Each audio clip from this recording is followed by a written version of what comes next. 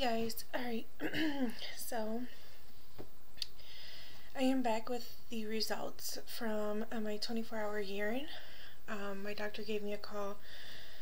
Oh, sorry, I'm so out of breath. Early this morning, it was a little bit before 9 a.m. I was asleep, so he left a voicemail, just going over my results, and to call him if I had any questions or anything like that. If I didn't have any questions right now, to write down my questions and call him back bring him in on Thursday on our scheduled appointment. Sorry, I'm so out of breath.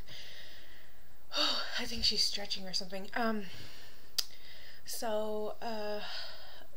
The results came in, and what he said, he didn't tell me, because I think I told you guys that he did a blood test, or he took blood to check for my hemoglobin or something like that.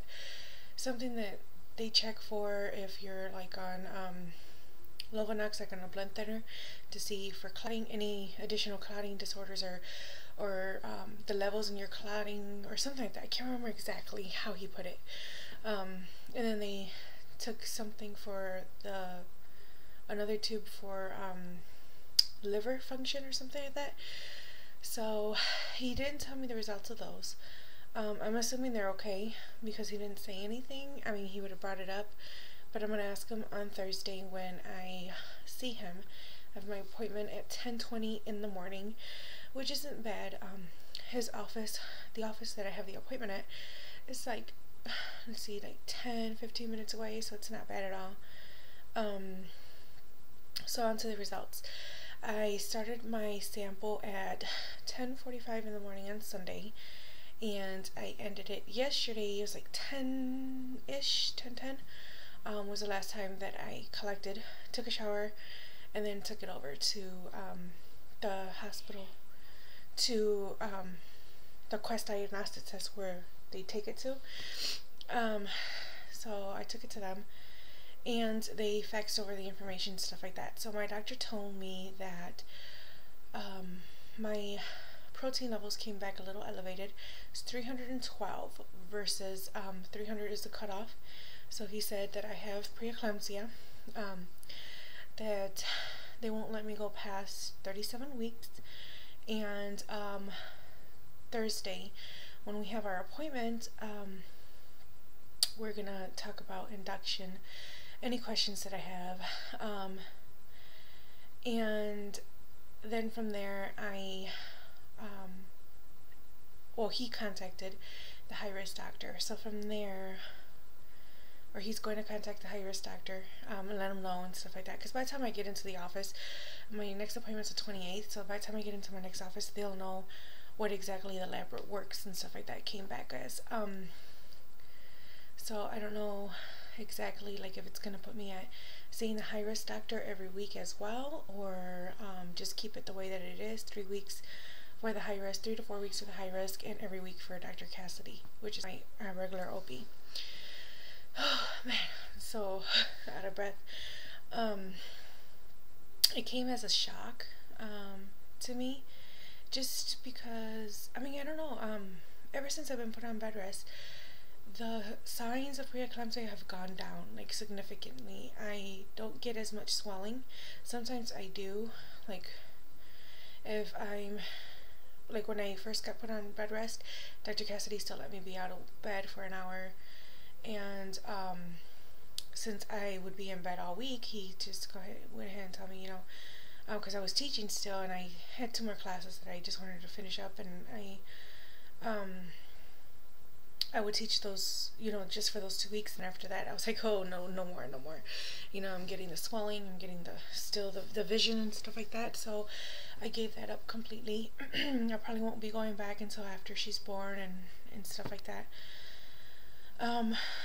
So, I mean, it's been about 3 weeks maybe, if not 4 weeks, since I've had, like, the swelling and the headaches and stuff like that. So I was surprised when he said that my protein levels came back that high. Let's see, when I was doing the whole work, the blood work, or the 24-hour urine sample, I'm looking back and I'm like, I don't, my urine was way more concentrated than it was ever, like I spent most of the day just relaxing and stuff like that because it was Sunday. I didn't really do anything. I drank water when I was thirsty and only when I was thirsty, and I don't know if that had anything to do with it. I mean, if it's in your system, it's in your system, but I don't know. I'm just kicking myself in the butt, just like, why is this happening?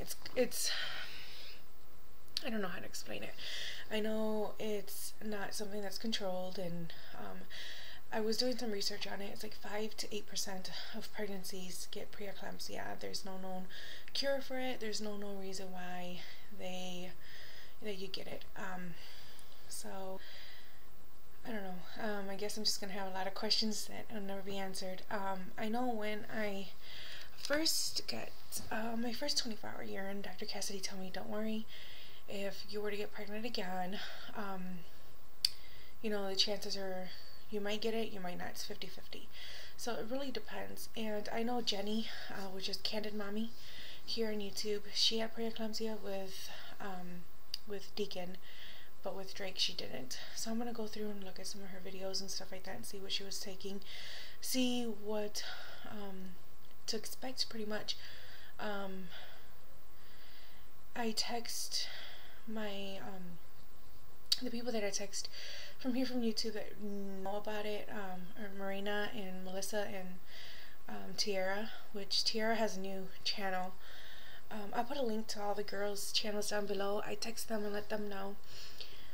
And then two of my close personal friends, I told them to.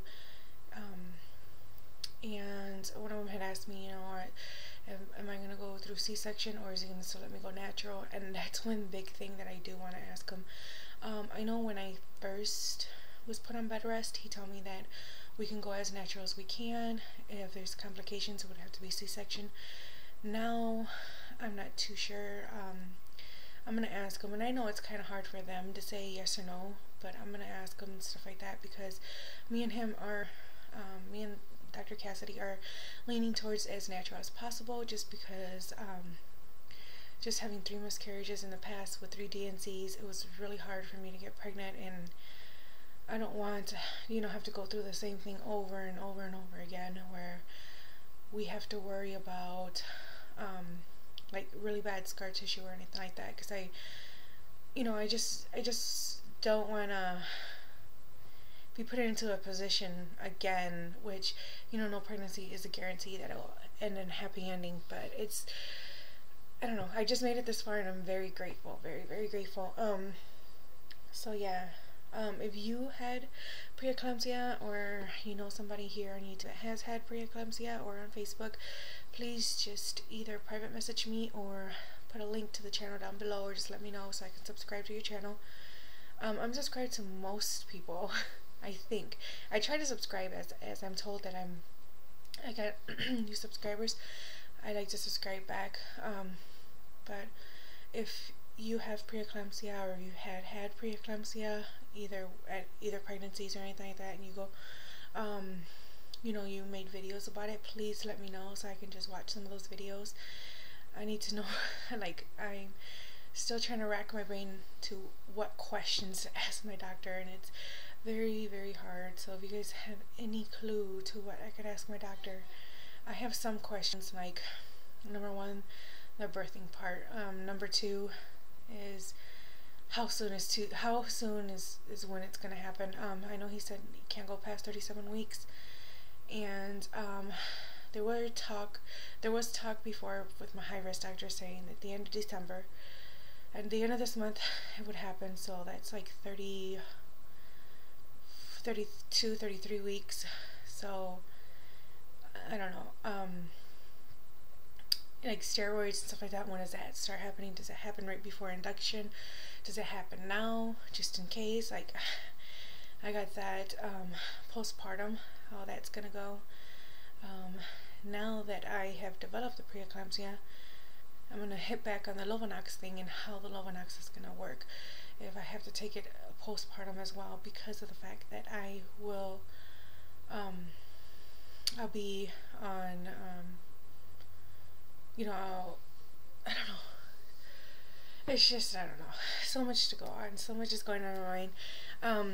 I wanted to say thank you to everyone that has commented in my last videos. I have to go through and respond back to comments. Sorry, I'm so out of breath. So yeah, also I've noticed our baby girl's not as active as most doctors want them to be, so that's another thing I'm bringing up in our next appointment. Just because, like, some of the things that I was reading about preeclampsia, and I'll put a link down below to like some websites. Like, I went on Wikipedia, I went on Baby Center, I went on preeclampsia.org. Like, I'll put some links down below as well, so you can read about it if you don't know about it, or if you have it, or you're getting tested for it, so you can read up on it. Excuse me. And one of the things was a low lying, or I think it said low lying or low the placenta or something like that, and it also had something to do with I